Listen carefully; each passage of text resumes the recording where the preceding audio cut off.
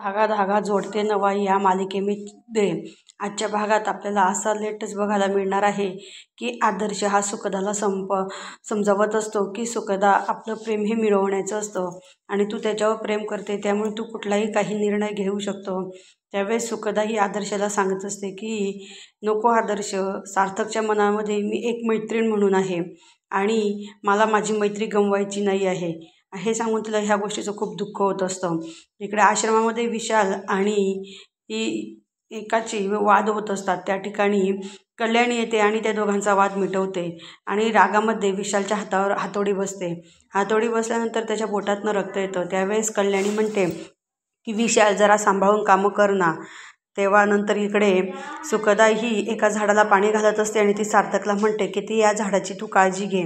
तेव्हा सार्थक म्हणतो का तू कुठं जाणार आहेस. त्यावेळेस सुखदा म्हणते की नाही, मी कुठं जाणार नाही आहे, पण मी तुला सांगते की हे झाड आपण दोघांनी लावलं आहे म्हणून याची काळजी तू घे. असं असं सुखदा ही सार्थकला सांगत असते. त्यानंतर ती म्हणते की आता मला इथून जावं लागणार आहे, कारण मी आता इथे किती दिवस राहणार आहे. आता आपली मैत्री ही याची बॉर्डर क्रॉस कशी होणार. त्यावेळेस सार्थक हा तिला म्हणतो की तू का जाणार आहेस आणि रोजच्यासारखी तू मला दारावरती का बाय करायला आली नाही. त्यावेळेस सुखदा म्हणतो तूच म्हणतो ना की काही काही गोष्टींची सवय पडून जाते, मग त्या सवयी दूर करण्यासाठी मी तुला बाय करायला आले नाही. त्यावेळेस मात्र सार्थक सांगतो की तुला जर सवय पडली असेल तर ती म्हणते की मी पण ही सवय दूर करण्याचा प्रयत्न करेल. सार्थक आणि सुखदा या दोघांचे बोलणे चालू असतात, पण सुखदा जाणार म्हणून या विचाराने सार्थक जरा थोडासा नाराज होतो. तो विचार करू लागतो की मी आता सुखदाला कसं थांबवायचं. त्यानंतर सुखदा पण खूप रडत असते की ती सार्थकला सोडून जाऊ शकते. ती तिची बॅग तयार करते आणि त्यानंतर ती टेडीला बोलते की तू माझ्या मनातल्या सगळ्या गोष्टी ऐकल्यास, शेअर केल्यास मी तुझ्यासोबत, थँक्यू. त्यानंतर ती कल्याणीला फोन लावते आणि म्हणते ताई मी आता परत येत आहे. तेव्हा कल्याणी म्हणतो की का तू तुझ्या खडूसला प्रपोज केलं नाही का. त्यावेळेस ती म्हणते की नाही, माझ्या खडूसच्या मनामध्ये त्याची पहिली प्रेमिका आहे आणि ती त्याच्या मनातनं निघत नाही, तर मी तिची जागा घेऊ शकत नाही आणि त्याच्या मनात माझी छानपैकी मैत्री आहे. मी त्या मैत्रीला काळीमा फासू शकत नाही आणि मी त्याला हे प्रपोज करू शकत नाही. मात्र कल्याणी तिला समजावते की असं करू नको, तू तिथून वापस येऊ नको, तू त्याच ठिकाणी थांब आणि आपलं प्रेम कुठल्या प्रकारे व्यक्त करता येईल हा प्रयत्न कर. त्याच्या मनात ही दुसरी आहे, त्याची पहिली प्रेयसी आहे, तर याच्यावरून समज तो पुरुष कसा आहे. असं ती कल्याणी ही सुखदाला खूप समजवत असते, परंतु सुखदा म्हणते की नाही ताई, मला तिकडेच यायचं आहे आणि आता मी तिकडेच येणार आहे, असं ती तिला समजवत असते. परंतु कल्याणी तिला हर प्रकारे सांगत असते की सुखी असं करू नकोस, तू एक चांगली मुलगी आहेस आणि तुझा तो राजकुमार आहेस. तू असं वागलीस तर तुझा 5वा राजकुमार घोडा घेऊन निघून जाणार, मग तू काय करणार.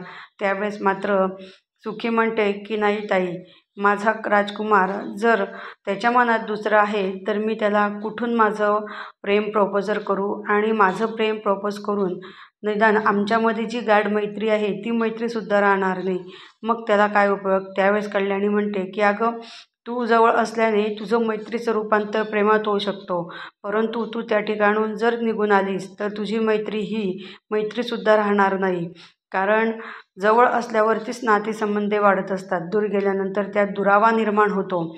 असं सुखदा हिला कल्याणी समजावत असते. त्यानंतर ती म्हणते की कल्याणी ताई, तुला हे सारं कसं जमतं गं. आणि तिला खूप रडायला येत असतं आणि आनंदी तिला हर प्रकारे समजावत असते.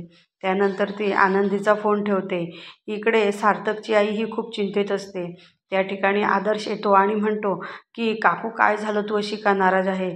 त्यावेळेस ती सांगते की सार्थकला सोडून सुखदा चालली आहे.